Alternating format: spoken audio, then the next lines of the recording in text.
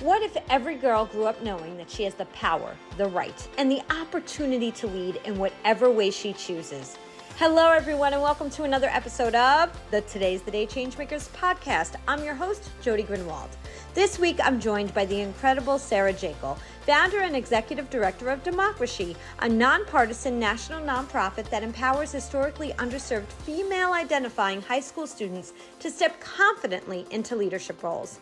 Through a powerful blend of civic education, social work, and brain science, Sarah and her incredible team are training the next generation of women leaders, voters, and change agents. In this episode, we talk about how young women can find their inner best friend and use that strength to take bold steps, even when it can be hard.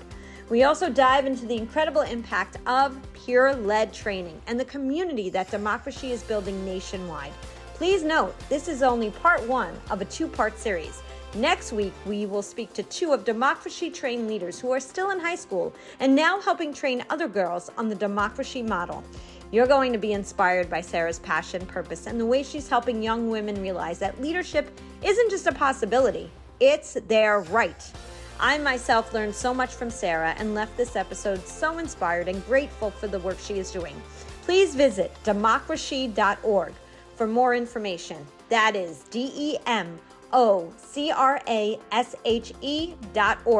Please take a moment to subscribe to the Today's the Day Changemakers YouTube channel and stream this podcast on all streaming platforms. Write a review or let me know personally if this episode or any of our episodes have inspired you in some way. At Jodi at todayistheday.liveit.com. Have a great week, everyone. Hello, everyone, and welcome to another episode of the Today's the Day Changemakers podcast. I am your host, Jodi Grunwald, and as I say, I interview the inspirers, the changemakers, those who are disrupting the status quo in the best way possible. And today, I have the incredible Sarah Jakle with me. Hi, Sarah. Hi, Jodi. I am so happy to have you on here. The energy is already flowing. I hope those who are watching this via the YouTube channel can feel it as well. I am going to read, Sarah, just a little bit about your bio because I know once we get started talking, we're not going to be able to go back to that bio because of the great energy that we're going to have in this conversation. So let's start with Sarah is the founder and executive director of DemocraShe, a nonpartisan national nonprofit empowering historically underserved female identifying high school students. DemocraShe trains teen girls with the right social work and public policy skills to both step immediately into concrete roles in civic leadership and also launch critical early pipelines of women leaders, voters, civically engaged citizens, and future elected officials. And we truly do know how important that is. Sarah's unique inclusion of brain science in young women's civic leadership training helps young women overcome the barriers on a woman's leadership journey and successfully step into leadership in any area that interests them while knowing running from office is their birthright. Running for office is their birthright. I want to say that again. With her vision, DemocraShe fosters the next generation of leaders who will shape a more inclusive and just society. Previously, Sarah served as the Get Out the Vote director for the California National Organization for Women and as the National Outreach Director for Field Team 6, leading efforts for mobilizing women and innovative voter registration.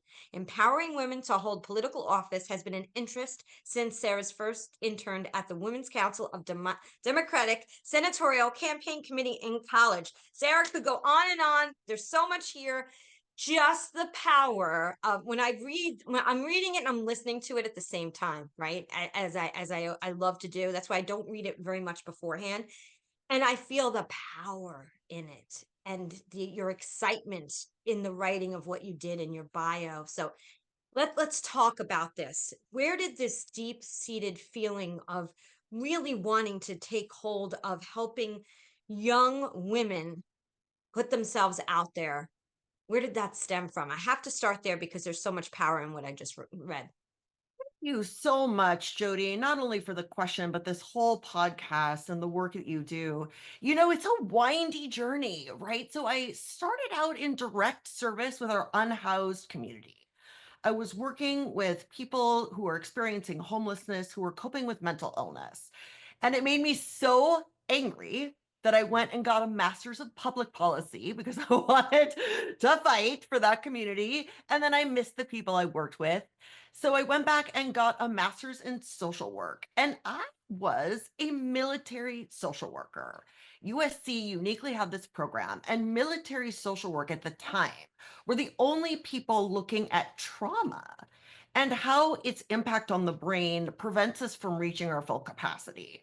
And I was originally interested in that, specifically around our homeless community, because I didn't think we were really taking into consideration the impact of trauma. 2016 happened. I decided to become a social worker for the country because I saw very much that these issues I cared about were being reflected in our elected office. And so I launched into that. And as I worked with young women on my teams for, doing voter registration and tried to recruit women candidates and saw their experience, I very much took a step back, Jodi, because what I was looking at reminded me of the work I had done as a military social worker. So, especially with trauma and the brain, right? One of the things our brain is looking at every day in every interaction is like, should I be afraid of this or is this safe? It's like our most basic situation. And the brain wants to keep you alive. It does not care about if you're happy, it just wants to keep you alive.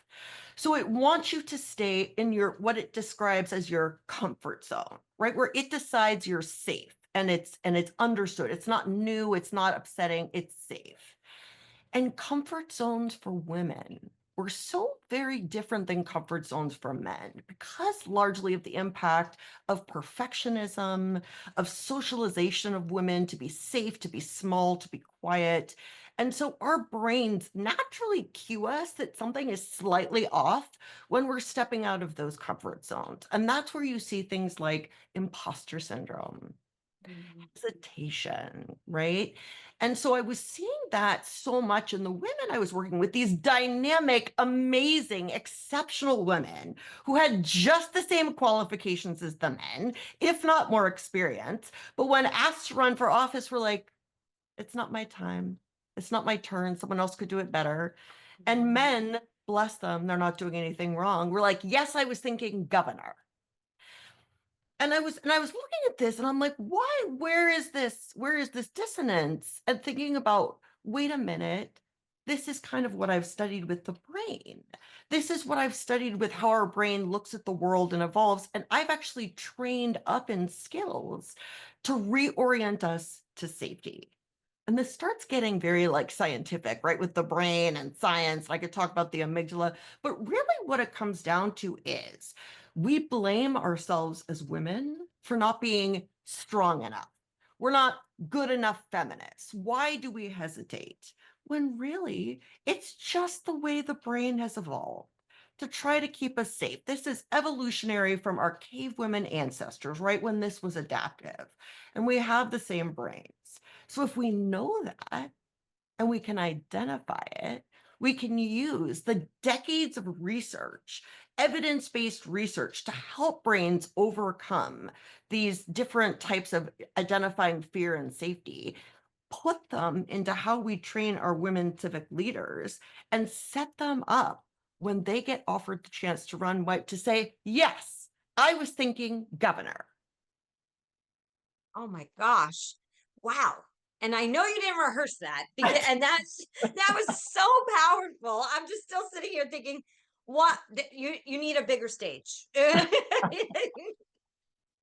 I'm offering you a Jody, podcast, but you need a bigger stage. That's honey, I amazing. have to warn you, I work with high school girls, so I make hearts on my screen all the time because this is how we communicate. So I'm going to make a heart at you on my Zoom screen to say thank you and I love you. Well, that leads me right into it. So why don't we talk a little bit about that? When I first met you and we were talking, and I feel like we hit it off from the moment we got on screen, you started to do the putting your hands on your heart and the hearts in the screen. And I'm thinking to myself, I do that too sometimes. I put my hand on my heart when somebody says something that touches me, right? And I could feel it. I feel it in here. But sometimes I feel self-conscious about doing it because I'm like, especially going back to what you're saying, if you're filled in a room with men who are like very strong, they're not doing that, right? So it's kind of like this boundary that you feel like you have to be that imposter. All the words you said, all the keywords you just said. But I know that when you do that and when I do that, it means that we've been touched by something, right? Something's heart centered.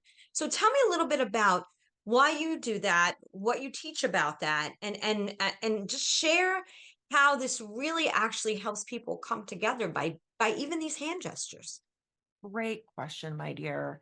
So I left a little bit out of my story in that in like 2013, my car was hit by a car and it was a very bad accident and I went down for a year. And then in 2014, as I was getting better from the accident and wanted to go back to my work, I got a pretty nasty autoimmune disease called psoriatic arthritis. And it brings, and I put my hands on my heart as I say it brings tremendous pain and fatigue, and it's overwhelming. And a lovely rheumatologist that I very much adore said, "Honey, I'm so sorry. It's the nature of the illness. You will never work again. And we're going to put you on disability. And I'm so sorry." And Jodi, all the things that I'd studied as academic papers, right, with trauma and overwhelm in the brain and sensing fear were now my life, right? I had been told I was losing my dream. I would never work again. But being stubborn, I decided to research more about what was happening inside my brain, where I would wave off thinking I could go outside and get overwhelmed by these thoughts that I could never do it. And so one of the things I researched was an incredible woman named Dr. Kristen Neff, who's done an unbelievable amount of pioneering research on the power of self-compassion to not only regulate and achieve your big goals, but also promote compassion for others. And I did a deep dive into this research and I practiced her work. And one of the things she talks about is when you put your hands on your chest, you said it, honey, we do it instinctively, right? But this is actually something we can do consciously because it replicates the warmth and comfort of a hug. Humans, mammals, are uniquely cued to be comforted by the touch of warmth. If you think about a parent touching their child and how the baby settles in your arms, if you think about your best friend giving you a hug and how it seems to calm your nervous system, there's actually a lot of science behind that. And as I practiced my self compassion exercises, I would put my hands on my chest to be present with myself, to hold myself in difficulty, and let myself know that we were going to try for something different. And I did this when 2016 happened, and I said, I'm not sitting out this election. And I used these skills that I'd learned in the self compassion training and all the different trainings I'd done in the understanding of the brain to get up, to be of service, and to eventually say, yes, I can be a national outreach director. Yes, I can be a get out the vote director, right? Do these things. And so I put my hands on my heart now impulsively because I've done it so many times to say both, honey, I'm with you. This is hard. We can do this together. And I also do it when I hear something beautiful that I want to be fully present for because it helps you be in the moment. And then I took all of this research and work and put it into age appropriate brain hacks for young women. So they learn inner best friend. They don't have to know all the decades of scientific research on why this helps. They just find her and use her voice and put their hands on their chest and are there with themselves in tough moments. And that's the kind of experience. I love that you notice this, right? Because it is something I do and it's something I hope other people can pick up on. And if you are self conscious, right, if you're in a conference room, maybe you do it at home.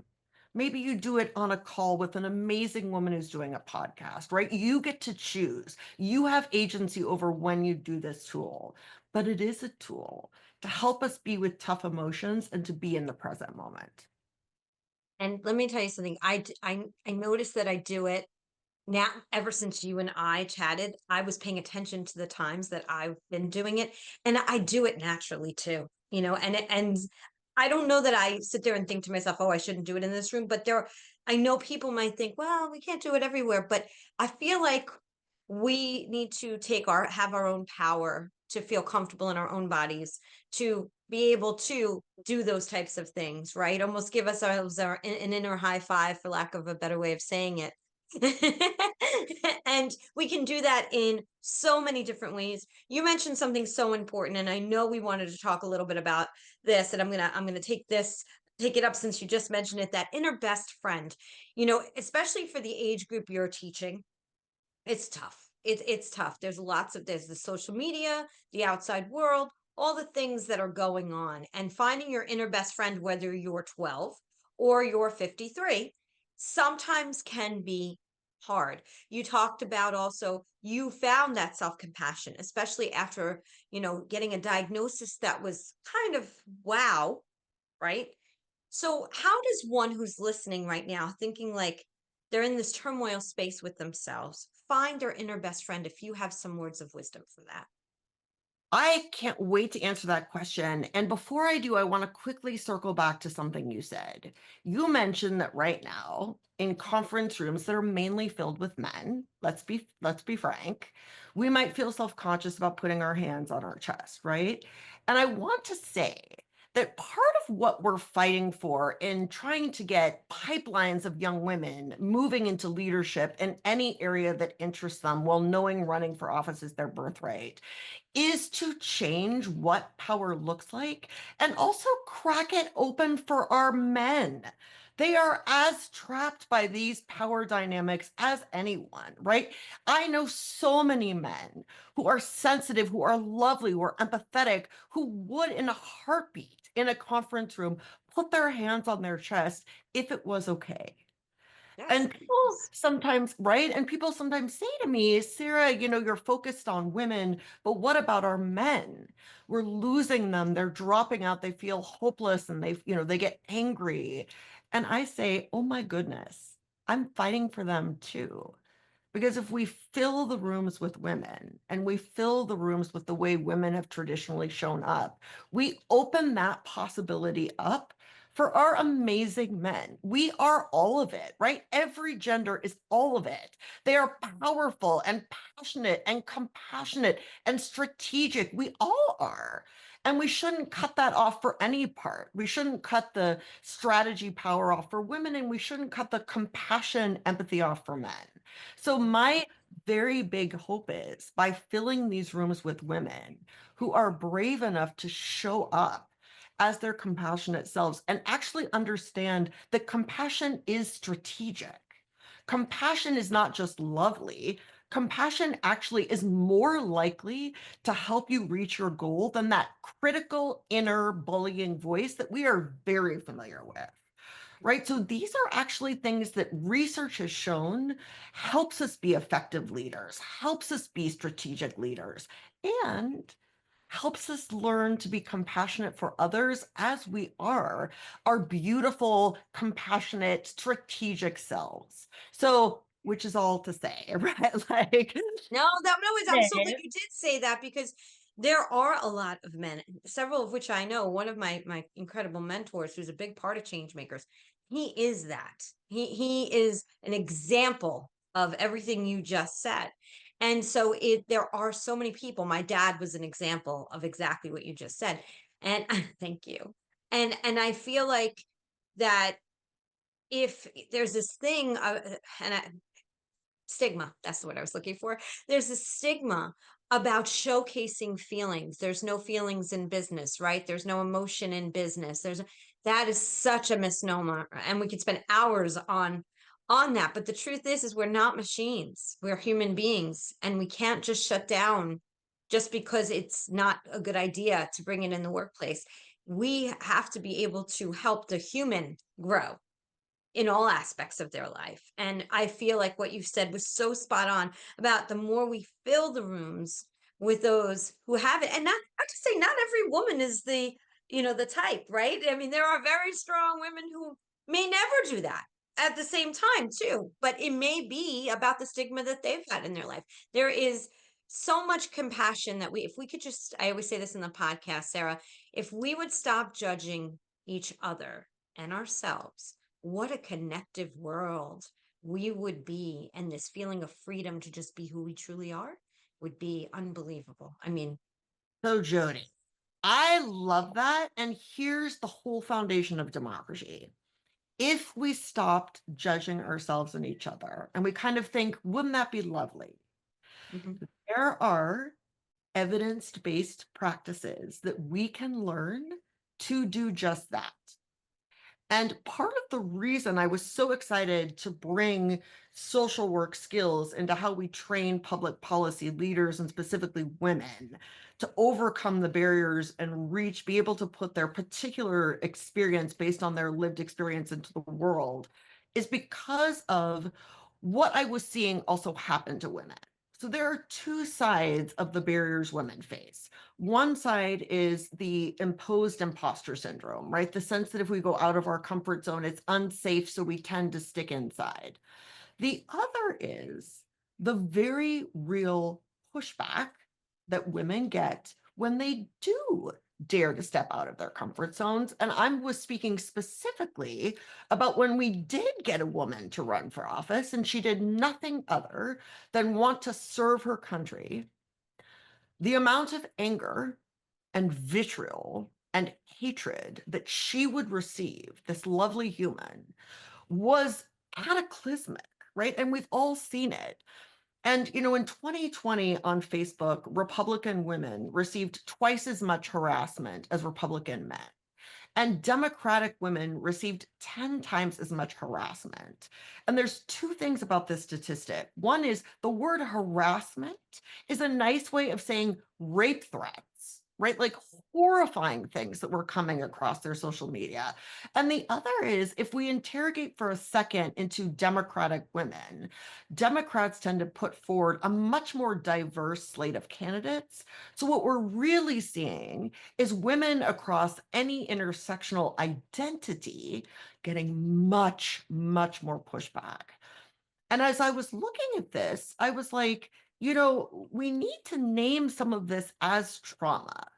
Some of what is being experienced by women stepping into government is trauma. And trauma is a whole spectrum, right? It's everything from slight hits to the nervous system to full-blown PTSD. But on that spectrum, you see women saying this isn't worth it.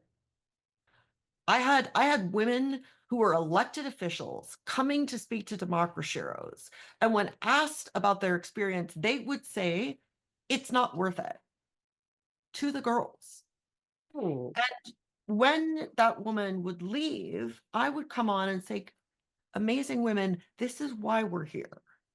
Because if you can't protect your nervous system from this kind of incoming assaultiveness, and it's everything from the aggression we see toward our elected leaders, but also, I mean, Jodi, I can't tell you the number of times I've been called aggressive.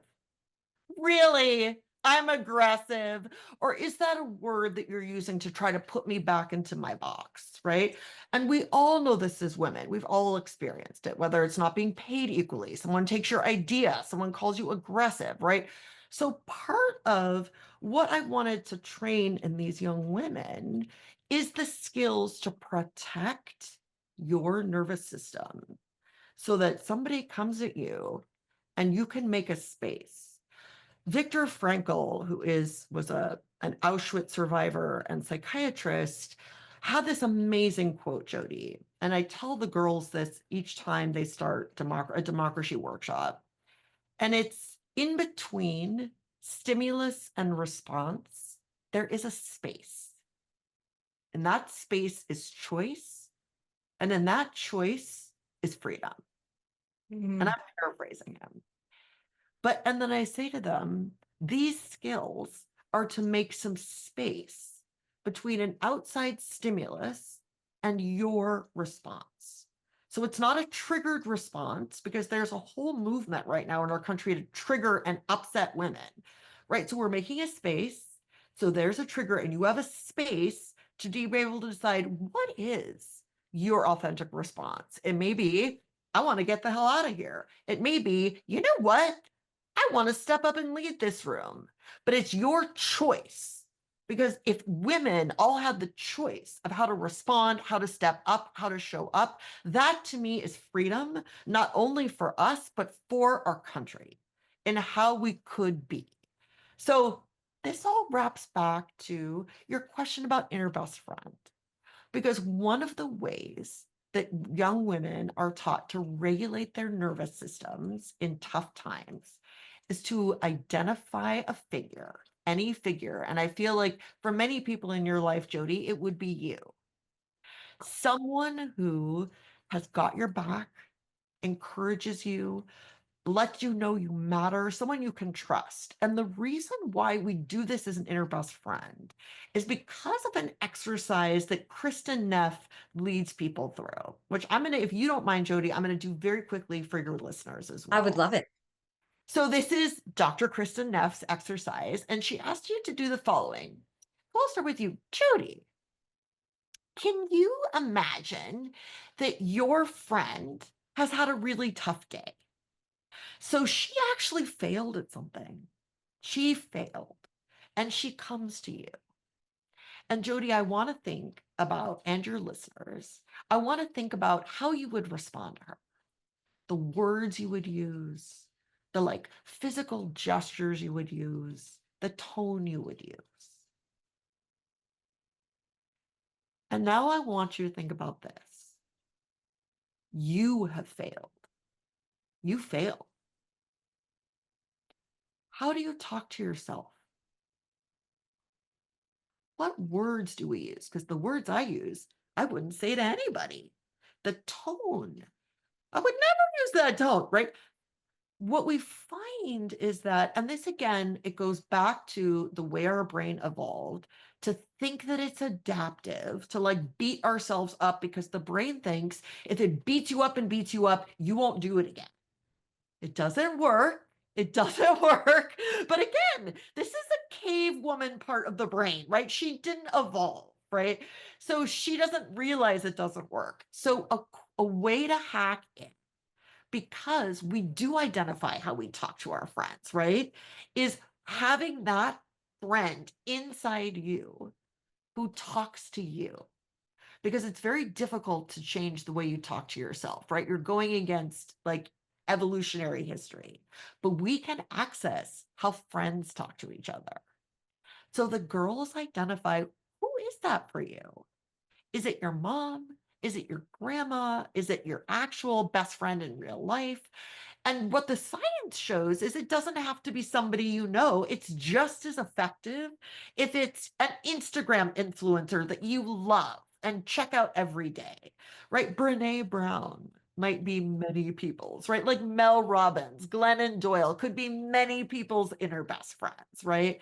It can be a light, it can be a religious figure, and it can be a pet. Puppy dogs, kitty cats make exceptional inner best friends. And once you've really found her, do you have one, Jodi? Do you have somebody that could be an inner best friend? Absolutely. I definitely do. Okay. Definitely. Do I you have want to several share? actually. Do you want to share them or do you want to keep them to yourselves? An inner best friend. No, I can you want me to share a name or you want sure. So an inner best friend, because I have a few that I would say, but I think my first person that came to my mind was my friend Sandy or So my Sandy, friend Neela. Sandy or Neela. I know them 30 years and 20 years. So I love it. So Sandy and Mila. So what we would do is practice over and over. In DemocraShe, we want you to be able to have these skills to take the action you want. So for example, all the girls are learning public policy skills and civic action skills while they're learning these skills. So for example, one of the things we do is call a representative and leave a comment. And this generation is like, you're making me pick up the phone, right? my But gosh. it's a big deal to think you matter enough. So one of the things we do is all the girls are on the Zoom because we're a national program. So we're online, we're on Zoom. Girls are in these workshops, meeting girls around the country. So we say, okay, we're going to pick up the phone and call a representative. Can you put a heart on your screen if you're nervous? And all these little hearts, right, blossom over the screen. So we're like, right? There's no shame in it. It's universal. We, of course, are nervous when we're stepping out of our comfort zone. That's exactly what the brain does, right? No shame. And we know what to do.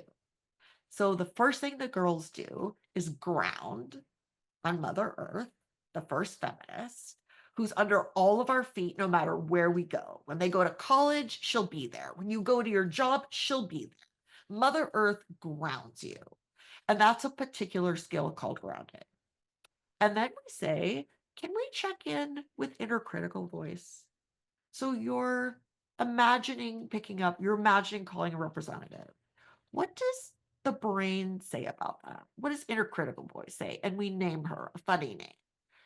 Boobles, Bubbles, Trixie, right? The science shows if you give her a funny name, it a little bit gives you some space from her. And the chat fills up with, my voice doesn't matter. I'll mess it up. I won't say it right. And we say, see, we all have her and we know what to do. Who's your inner best friend? And the inner best friends fill up the chat. What would your inner best friend say about your right to call this representative? And Mhm. Jodi, the chat fills up with like, you got this, you're amazing, your voice matters, you matter, right? Like, even if you do it, the things we say in democracy is you can't do it wrong because Right. no matter what you learn, right? So you can't do it wrong. And your best friend says, and then, and only then, do we pick up the phone. And the girls call and they come up with their issue. They come up with what they're passionate about. They identify the representative. We all on the Zoom in the breakout rooms mute the Zoom, call our representatives, hang up, and then we come back. Mm. And we ask what inner best friend would say about what you just did. And the fact that many representatives count each call as hundreds of people because so few people call. So you stood up for all these people who might not be able to call, right? Because they don't have the time, they don't trust their voice. And what would inner best friends say about that? So every time we come to something in democracy, you're going to give a speech, a campaign speech. We go into Democracy Congress and you change your name to Congresswoman and sponsor bills. Before we do that, we identify the thoughts where we might wave off, right? That tell us to stay small, that tell us to hold back. We identify the thoughts, we notice and name them. And then we ground and we check in with what inner best friend would say. And we practice this over and over because we're wiring the brain with skills. And we'd say, Jodi, every time you're going to come on a changemaker call and you realize you are amplifying the voices of all these people, I want you to check in with Sandy and Neha about what you're doing and what they would say to you every time before you get on one of these calls, right? As women, we remind ourselves with these inner best friends that we have worth, we have value, our voices matter, and it actually scientifically helps us get through the moment where we're going to wave off of our ambition, of our vision, of our dream, of our voice, right? An inner best friend also helps if somebody's coming at you, right? So you can notice a name, right? Because you flood. So you notice a name, right? That's toxic, that's anxiety, that's fear, all the things that come up. What would inner best friend say to you in this situation, right? And so, inner best friend says, I'm proud of you for being in this room. That was really hard. You're brave.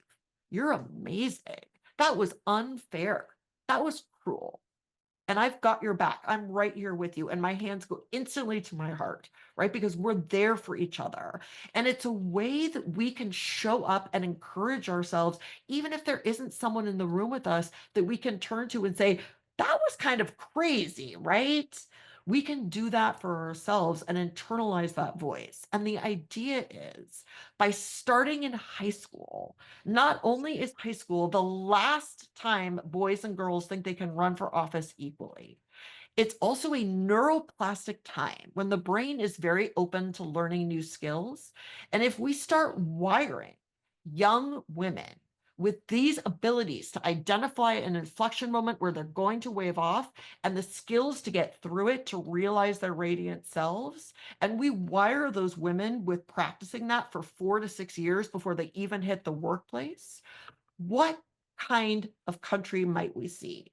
What kind of leaders might we see? And so many women, when I talk about this, say, I wish I'd known this in high school. So we show up right now for our high school girls, who I might add are drowning, and say, let's teach you about your brain. Let's teach you that this is not your fault. This is just the way the brain adapted. This is the way society pushes on us. And here are some actual research practices to get through it successfully, because we cannot get to an equitable world unless we have the skills to get through an inequitable one. Incredible. Truly incredible. And your power and just your passion. Oh my gosh, I swear. If we lived in the same state, I'd be giving you a hug. Um, I want somebody's listening right now saying, okay, how does my school get involved? How do the girls in my school get involved? Where do we start? Can you give them kind of an outline? Oh my gosh, thank you for that question. My favorite speech, I think, ever, I got up and spoke passionately for like 25 minutes, and people applauded. And then someone said, that was amazing. What do you do? And I was like, oh, I talked about America for 25 minutes. Yes. So, DemocraShe is a national program where for grades 9 through 12 for female identifying students, we have some non-binary students who, work with our mission, which is, promoting women. We are in small, supportive online cohorts, because the other thing, of course, I was seeing coming out of 2020 is that our states are being siloed, and our girls in Florida are being pushed to one side, and our girls in California are being pushed. And there's an incredible power in connecting girls from all across the country to hear what is happening in their state, because you don't know in high school. So we're in 33 states that we put together in these Zoom rooms. They are small supportive cohorts, and there are a couple options. There is the flagship program, which is 10 weeks of 2 hours a week that girls go through as cohorts. And we run 3 of those in fall and 3 of those in spring. We do, Jodi, pay our students $15 an hour to participate. Because when I was doing electoral work, I was seeing that most early political pipeline opportunities are unpaid, right? Campaigns can't normally afford to pay their interns. But what that means is only the people that can afford an unpaid job can take these opportunities. So the same people kind of cycle through, right? Mhm. And if we are to truly change what our elected leadership looks like, and all of our voters look like, and our civically engaged citizens look like, we have to make sure that there is equal access to these early pipelines to power. Power won't change unless early pipelines to power change. So we do pay our students. For some women, it's this amazing realization that women's time has value right from the beginning, right? We know how many of us have done unpaid work and been told that that's kind of our job as women, right? So we're training these high school girls, your time has value. We pay you for it. And for other students, it's the only way that they can participate because they need jobs.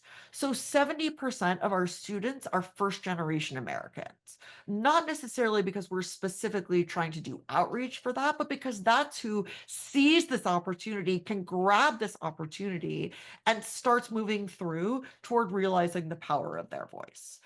We do summer intensives, which are kind of 1 day internships. Again, small supportive spaces on Zoom. Those students get paid $50 an hour to go through. And then our students go through the program and come back and lead it. So we kind of promote from within. So our girls who go through and learn about leadership and how to identify inflection and step into their voice come back and teach the other girls. So these are peer-led rooms where it looks like you. And the girl who's telling you about your brain looks like you. And she's telling you how it's changed her life, which uniquely kind of resonates with why it should matter to you, right? Peer to peer is so much more impactful, especially in that generation, than just me lecturing to them about the brain. So we have our leadership team members who run summer and run the cohorts. And then because I'm so passionate about every girl having access to these skills, in 2023, we created a fixed asset of an online curriculum.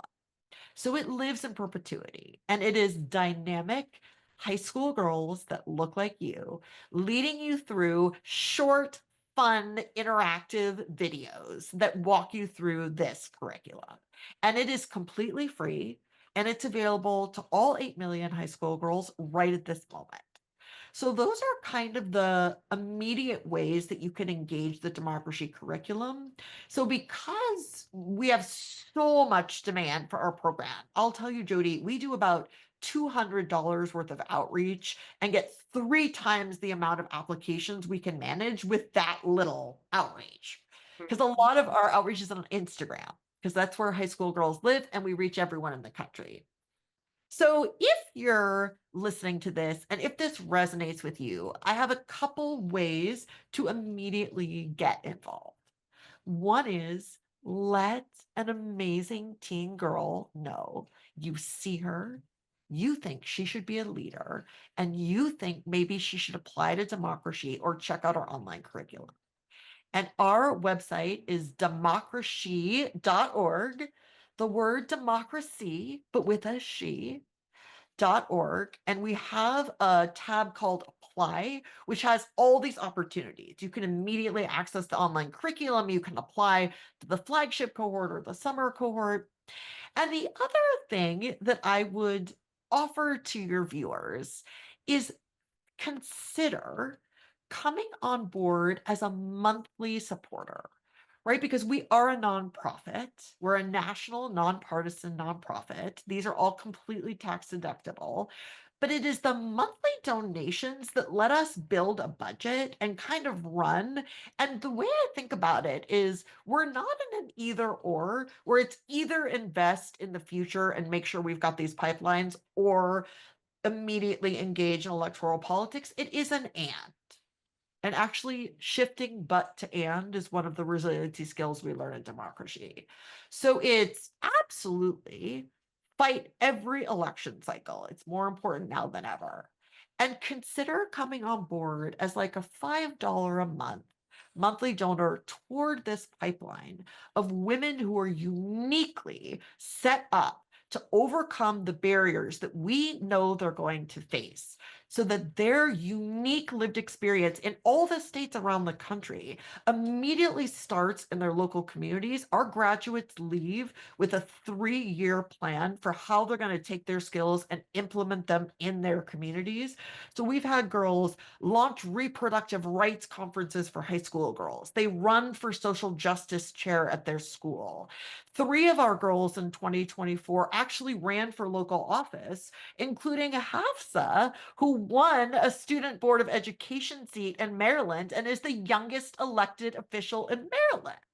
Right. So our girls are immediately starting clubs, stepping into leadership, and in their local communities teaching other people these skills. Democracy students uniquely are set up to understand the skills, how the brain works, why these skills work, so they can turn around and teach it to others. In this ripple effect in Pennsylvania, in Florida, in Michigan, in Mississippi, right? As well as in like California, New York.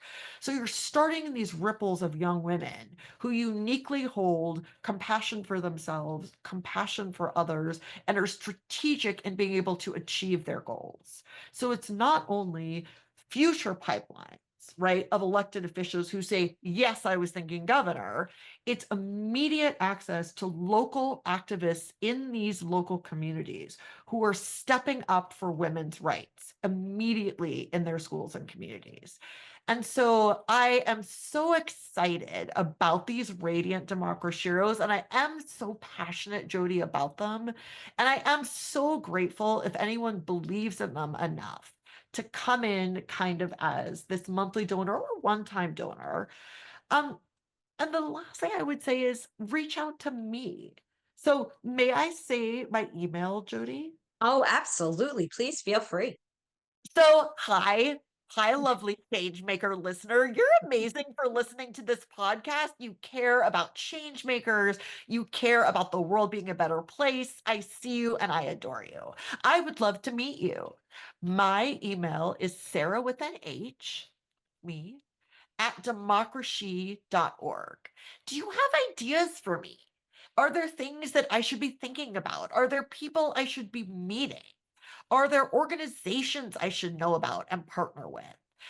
I keep saying this to the girls. Social justice is not on any one of our shoulders alone. We do it as a team. In democracy, we do it as sisters. We do it as a team. And your listeners are part of this team, right? I can't do this alone. I do this as a team.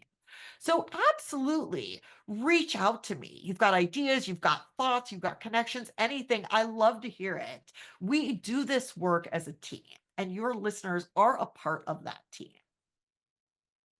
I know somebody, many people, they will hear you, they will feel your passion. And they will, just listening to where the girls have already gone, right? This has not been going on that long. So 2016 is when this started. You started in It 2016. actually, I started in electoral work in 2016 and worked in elections up to the 2020 election. Got it. Okay. And then January 2021, I pulled together a team of high school girls around the country. We were in COVID. And I said, you guys, I have an idea, but I can't build a program for young women without the input of young women. And this original leadership team and I built the program. And we went into working groups and built the curriculum and the logo and the website. And some amazing adult women came in and kind of helped with the cause. But this has always been co-created, right? By the peer leaders, by adult women. This is a co-created movement with the young women that are impacted by these programs, right? We need their voices and how they are trained. So, yes, it started in January 2021. We launched in 2022. We've had such an amazing, I'm so grateful. We've been able to serve 690 students since then in 33 states, and the demand is always way more than we can handle.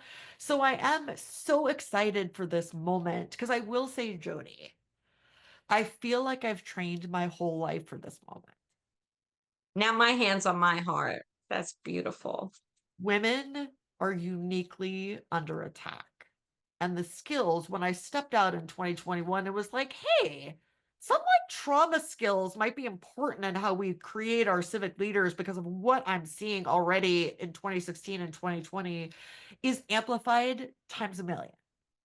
So we've been in research and development for a model of how to put kind of community trauma skills, which I'm distinguishing from processing trauma skills, which is licensed professional therapy, but community trauma skills, which are safe to learn and practice in these small spaces and peers can teach each other.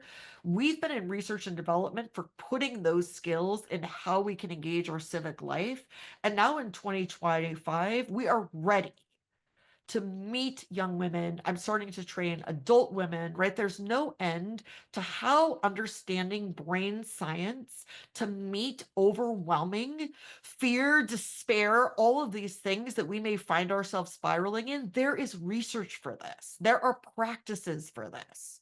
So I want your listeners to know, right? There's a whole bunch of research in this. We just haven't typically put it in how we develop our women leaders and how we develop our civic life. So, yes, I'm like, here we go. And for the adult women, I'm like, it's Avengers Assemble. Yeah, well, exactly. And I think about that too, because I have a friend who became a councilwoman. She was never in any type of position politically, but was very passionate about her community and became a councilwoman. And I think a lot of women, at by a certain age, feel like, well, I can't run for anything because I don't have any past experience. And how do I get some more training for that? And I know your program is centered around the younger younger group, but maybe eventually there could be a program as you're asking for ideas. I wonder what others would say. And can I shout out a couple programs for any woman on your podcast who's like, you know what? Hmm. Me, I would just like to shout out Emerge. I would like to shout out Run for Something. I would like to shout out She Should Run. I would like to shout out Emily's List. There are incredible programs for adult women to take exactly that passion, that even just the idea, maybe, maybe, right? That's all you need. Maybe, and check into those programs. They are astonishing programs doing amazing jobs, like training adult women, and I cannot recommend them highly enough. That's awesome because I've had that maybe moment, which I'm the least likely. But I've had that maybe moment, and maybe again, it's because of exactly meeting people like yourself who, when you hear these kinds of things and you see the world today, you take a look at and say, you know what, I would love to be able to share my passion, my voice, my compassion, my empathy through, this avenue.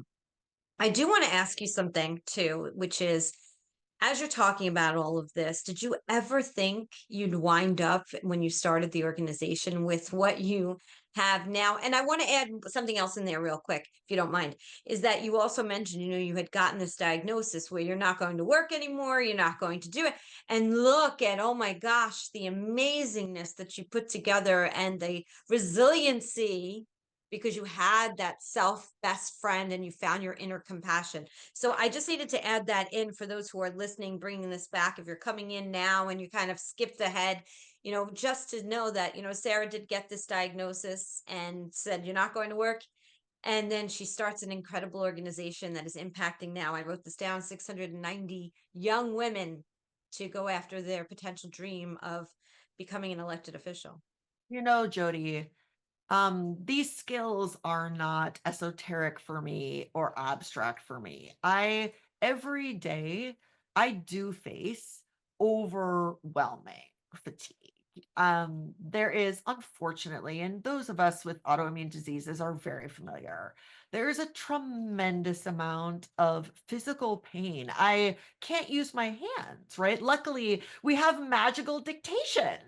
So I've built an entire program and I actually called Apple and asked to speak to their disability people and thank them, because the only reason that I can be an executive director is because I dictate.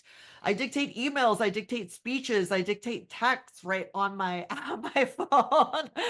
And had a lovely conversation with an Apple engineer who'd gotten into the work because his mom had macular degeneration, right? And I think of these astonishing people who've worked so hard to let people access different things that are too hard. And every day, Jody, there's a moment almost every single day where my brain thinks, I don't know if I can do this, right? I'm exhausted and I'm in a lot of pain. And that is where, honey, the hands go on the heart, right? We never get mad at her. We never yell at her. We never bully her. We let her know that we absolutely hear her. This is so hard. And Barack Obama is my inner best friend and my puppy dog Branch. And I check in with Obama and the times that he must have felt like it was overwhelming, and the times he must have felt that it was just too hard. And he had that amazing phrase, yes, you can. Yes, you can.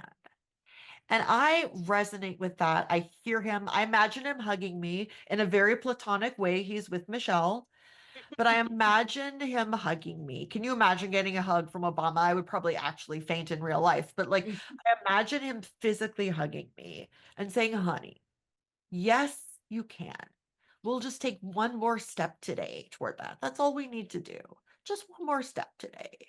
And I get back up and I join a podcast and I get back up and I write some of the curriculum and I get back up and I respond to some of my emails. But I know these skills work because I live them, to be able to identify the moment where I want to wave off for whatever reason, right? For imposter syndrome, I have it too, right? For the physical pain, for all the reasons why we get where the brain says, just wave off. And how do we gently bring her back? Let her know we hear her and say, honey, yes, you can. Let's just take one more step toward this today. That's all we need to do. And then before you know it, you've served 690 girls. Right? One yes you can at a time. And so I really am in a way, Jody, you think about suffering, and I heard this great trauma speaker. She said, trauma isn't something you wish on your worst enemy. You wouldn't wish it on your worst enemy. And there are particular gifts that come from having to go through it. And in a way, would I say I'm grateful for like psoriatic arthritis? It's I would say I'm grateful that I got directed into a path where I had to learn about the brain and pull on my military social work background and learn these different skills and learn Dr. Kristen Neff and learn Dr. Russ Harris of acceptance commitment therapy, and then figure out that this was a skill set that I had that could uniquely help young women. And I am very, very grateful for that. And so I am, I started back in the unhoused community. It's been a lengthy and windy journey. And I'm grateful for each piece of it that led me closer to a place where I see young women talking about, we were just on a call last night, Jody, talking about hearing the news and feeling so helpless. Hmm. And then she shared that she grounds with Mother Earth, who's got her back. And she checks in with her inner best friend, who reminds her that we never do this alone. We do this together. And she comes and joins our leadership call where she trains other girls because she believes that things could be different. And when I hear stories like that of how skills are able to help women deal with helplessness and hopelessness and get through to take just the next indicated action on their path, that's kind of everything. Is. And it's the small steps. That's the thing is everybody thinks that if I can't take the big steps, then why bother? But the truth is it's bite-sized pieces that get us to the end result. We don't have to do the everything in one day, and we don't have to take on the world in one day. And if we see it as too big, it can make us feel like we're paralyzed in one space and we're going nowhere. So that's why little steps at a time can bring us very nicely and easily, a little bit more easily, into our flow and get us to where we need to be. And you know what I would say to the change makers listening, Jody? So when I was working in electoral politics and I was working with activists, one of the things we felt very commonly was that you just could never do enough. The problems were so overwhelming. You could never do enough, right? And I would remind them, as I now remind the girls, but I would remind the activists that you're on a team of millions of people who care about this and are working on this. Because, yes, one of us cannot do the incredible work of changing systems that have been in place for so long and this overwhelming change.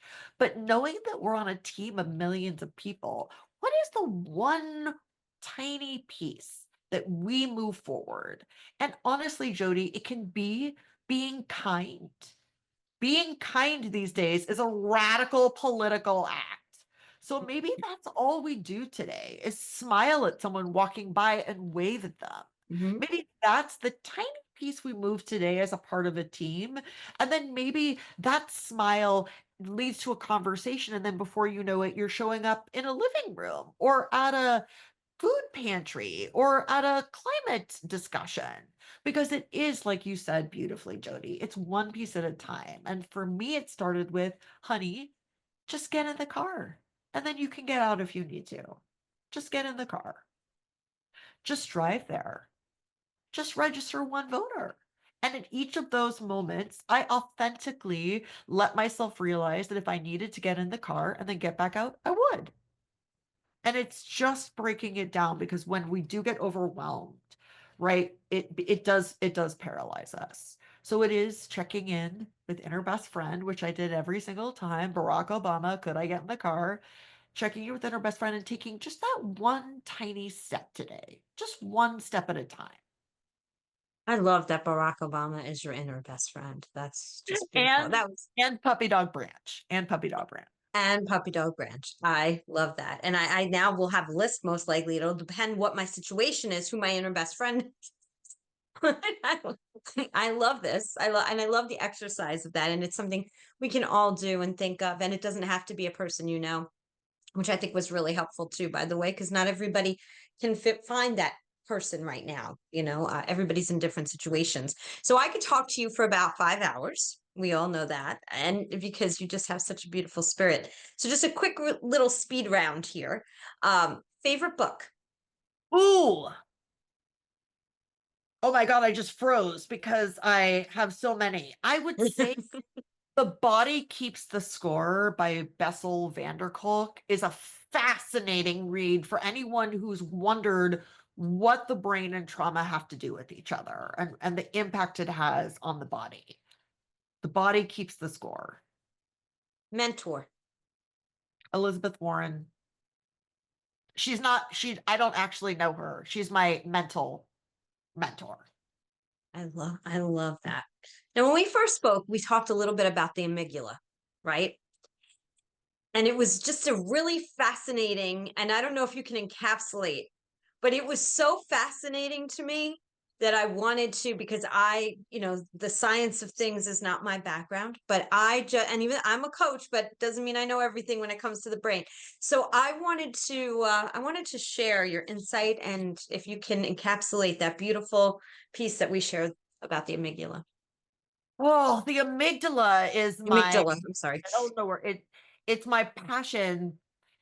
It's difficult to encapsulate because it's a complicated system, but I will quickly say the way the brain evolved, we have our prefrontal cortex, which we kind of think is everything. It's what we're conscious of, it's our rational thought. But what I say, if you want to be aware of the amygdala, I want you to imagine that you get a text and it says, it's from a friend, and it says, we need to talk. If you just felt your heartbeat started going a little faster, right? You got a pit in the stomach, your brain started turning it over. You're now in what's called the limbic system. So this is the more ancient fear part of the brain, and it's faster and it's older than the prefrontal cortex. So, and the amygdala is kind of the center of navigating fear signals. So, what we're discovering with the amygdala is she doesn't necessarily respond to something like, just stop worrying. Just stop worrying. That never works, right? When you're like, that's not helpful, just stop worrying. So she has different languages. The limbic system is somatic, which means it responds to touch. So physical, hands on the chest, getting hugs, right? Even hugging yourself. She calms down with somatic, noticing your feet on the floor. When the girls are, noticing the support of Mother Earth, you're bringing your physical body into noticing physical contact and physical support. And it lets your prefrontal cortex come back online. And it's interesting because the reason we're trying to soothe the amygdala, get back to prefrontal cortex, is to switch from the reactivity of the limbic system, which is fight, flight, freeze, right? It goes into fight, flight, freeze, and that's the heartbeat, that's the stomach, that's the racing. And we want to go from reaction to action. The prefrontal cortex is where we're like, what's the next step? How do I break it down? But if we're spiraling, because we're in fight, flight, freeze, that's tougher to access. What's the next action? So this is an oversimplification, right? But it's a way to quickly understand that there are different pieces of the brain that evolve to do different things. And because, again, the whole reason our brain evolved is to keep us alive, this older limbic fear system is faster than the prefrontal cortex, and it's really powerful, right? So if you are afraid of something and then you slowly learn to be not afraid, and it takes all this time, if you have one experience that's like the original experience, it swings back, right? So understanding that we only kind of teach the prefrontal cortex in school, right? We're starting to come in with like mindfulness or grounding, but really we need to be approaching for young people the whole brain, not just the prefrontal cortex that's doing geometry or doing history, but to be a whole person in the world, you have to be aware of your amygdala and where you get hijacked. And when you're in a conversation, you become defensive or angry, and it becomes really hard to talk to each other. So I feel like by getting to young people and helping them with the skills to notice when they're getting hijacked, bring prefrontal back online and take the next indicated action, you're not only helping women, young women overcome barriers, like, moments where they go off their leadership path, you're helping them to thrive because Mm. they have agency over how they respond. They can notice when they're getting nervous or scared and comfort themselves, right? They actually have the skills to move from reaction to action in every aspect of their lives, right? It's not just on a leadership path, although of course that's part of the public policy element of democracy. I say we're setting women up to lead in any space that interests them, knowing running for office is their birthright, but to be lovely moms and lovely friends and lovely leaders and people who are happy, happy, right? The brain wants to keep us alive. She doesn't care that we're happy. So we have to gently train her. We see her, she thinks she's helping, and gently redirect her to something where we thrive. And that's a skill set, right? Because it's not the brain's intuitive path, it's a skill set we have to learn. And this is why I wanted you to share it, because no matter what age you are, that we were not taught to really pay attention to our, frontal lobe, and just really understand how to turn ourselves from that fight or flight. And when we're in it, it's hard to realize it. How do you switch it? And you need to be conscious of it, right? That means you need to be present in the moment and understand what you're dealing with. And we're all dealing with so many challenges, in our lives, so much happiness too. But when those challenges arise, I wanted people to understand that they do have the power to switch over from the amygdala over to the prefrontal cortex. And that is so important for people to understand. And did I get that right? Did I get all those words right? You did, my dear. And if I may shout out Dr. Kristen Neff, Neff, and selfcompassion.org. It's one particular, it's not, there's so many ways into, going from reaction to action. I mean, there's mindfulness training, there's acceptance, there's so many, there's dialectical thinking, which is the power of and. However, self compassion work is a very powerful tool. And she has not only the research behind what she's doing, but practices. Because if you're listening to me and you're like, but I am not in a training program to help me with my amygdala. Mm. One is we invest in young women to learn these skills, but two, as adults, definitely everyone knows about mindfulness, meditation, things like that that help you bring into the present moment. I would say look into Dr. Krista Neff and see if her work resonates and try it. Know that when we try new skills, they are uncomfortable because they're new. So don't necessarily be deterred if the first time you try an exercise or meditation or the first time you try self-compassion, it feels a little strange. That is your brain telling you it's new and it wants to stay in its comfort zone. And that's where you gently let it know you are just a curious scientist and you'd like to try something. And then know that with time, it does become your comfort zone. I will be very frank, Jodi. The first time when I was on disability practicing these exercises with my phone, I would get so frustrated, I would throw my phone. I was like, this is terrible. I hate it. But I was also desperate, right? Yeah. And I knew enough to know that this was helpful. I knew the research that this was helpful. So it let me come back and keep trying until now. It's one of the greatest joys in my life to do her exercises or mindfulness exercises. It brings tremendous joy, but it's years. And so you will throw your phone, and that's okay. Know that there's so much research that this helps you get from the amygdala to the prefrontal cortex and allow yourself to just try little pieces. This is like everything else, it's a tiny step at a time. It's not doing a 30-minute exercise the first time out, it's maybe doing for 2 minutes.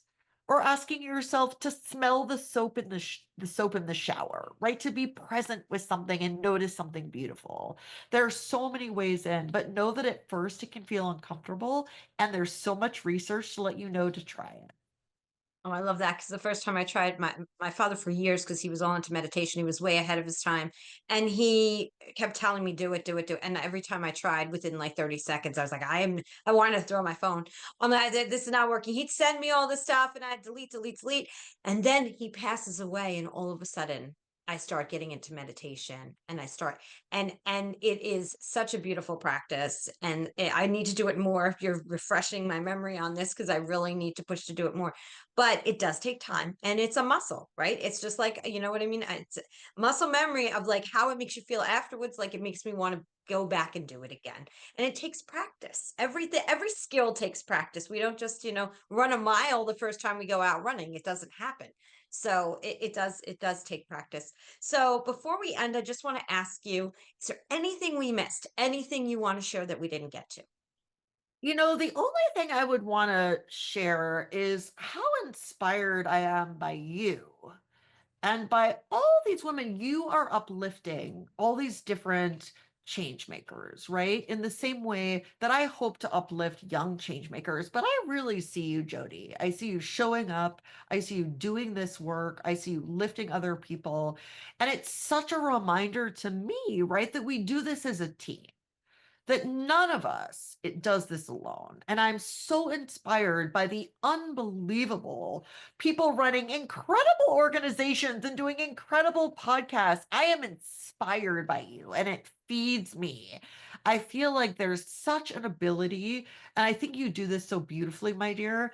I feel like when we resonate with other people's strengths and see them as adding to our own team, it doesn't become it never becomes like there's only a little space for a few people, right? The scarcity mindset. It becomes the abundance mindset. And I am so grateful to be reminded of it when I meet someone as astonishing as you and as your listeners who are taking the time, who identified Changemakers podcast as something they care about. I see you too, right? Who are watching or listening to this, right? And we're all on a team together. We are, and I love that so much. It is about, I do believe this, and I don't have the saying right, but it's when, one person rises, we bring everyone with us. And I totally believe that. Catherine Curry Williams, who's been on the podcast now twice. Yes, I love her. And I got to spend some time with her recently too. She brought us together because she helped to fund your organization through She Angels and my organization, the Applaud Our Kids Foundation. And so I do want to shout her out because it is people like her, change makers, who are doing this incredible work that are helping to bring more people into the change maker community and what I'm calling a connective, because connection is at the core of everything we do, and that power in connection, it just helps us all rise and be better, especially when we're surrounding ourselves with like-minded individuals. I'd love to shout out Kat's TED Talk. So Yes. Catherine Curry Williams did a TED Talk, and she is amazing, and she's inspiring a movement in philanthropy. It was an incredible honor to be funded by her organization. Incredible honor. And she's a great example of a light out there on the team that is moving all this work forward. That is such an inspiration. And thank you for naming and honoring her. Oh, absolutely. Her book is right behind me. You can see the shoe. And for those who are watching via the YouTube channel, Philanthropy on a Shoestring, How to Make a Difference with $1.40 a Day. And I highly recommend the book as well. It's actually a book and workbook together. But I agree with you that, nonprofit work is not for the light. It is a lot of determination, and grassroots organizations that start from a passion inside someone, what it takes to push it forward. I unfortunately think, don't think there's enough talk about it. And I know Catherine and She Angels is doing more for those grassroots organizations like ours that are, just trying to make a difference in the world. We're not about the big conglomeration, and we don't have, the big, huge box names that people recognize. So we're need to explain who we are and what we do, but what the outcomes are. They're just so impactful. So thank you for your light and for democracy and for what you've created. We are all very grateful for it, Sarah. Thank you, Jodi. I'm grateful to you. Well, any other last words before we go? I would just say, I would remind the women listening of the democracy motto, which is you can't do it wrong. And I do think women are trained into perfectionism. Women are socialized to not try it unless we can be perfect. And I feel like the reminder that no matter what outcome you learn, I will leave you with this, Jodi. When we were first doing the very first cohort, I was helping to lead the first time girls were showing up to democracy. And I was leading with peer leaders, right, who had built this workshop. And we were like, they're coming. They think we're real. And everyone was a little nervous because they have huge responsibilities as peer leaders and lead all sorts of breakouts and everything. And I said, okay, here's what we do. Before we do workshops, we prepare the very best we can. We do all the work. We love these girls with all of our hearts. And then we let go of outcome because we can't control how it lands in the room. Someone's having a good day, someone's having a bad day. It resonates in 5 years. We can't control the outcome. And then we learn. We prepare, we love, we let go, and we learn. Beautiful. Sarah Jakle, thank you so much for your heart, your light, and for sharing all that you did today. And we want you to come back and we want you to bring girls and have a really great cohesive conversation about how it's impacted them. I think it'd be great for the audience to hear that as well. So I hope you'll be willing to do that. I would love that. And thank you, Jodi. This is such an honor. Oh, thank you so much. And I'm going to say what I say at the end of every single podcast. Today is the day. You cannot go back to yesterday, and you do not yet own tomorrow. So, what small or large step are you going to take today to get yourself closer to your goals? Thank you again, Sarah Jakle. Have a great week, everyone. Thank you to Sarah Jakle, founder and executive director of DemocraShe, for sharing her powerful story on this week's episode. To learn more about how your school or daughter can become involved in this national program, visit democrashe.org. That's DemocraShe.org.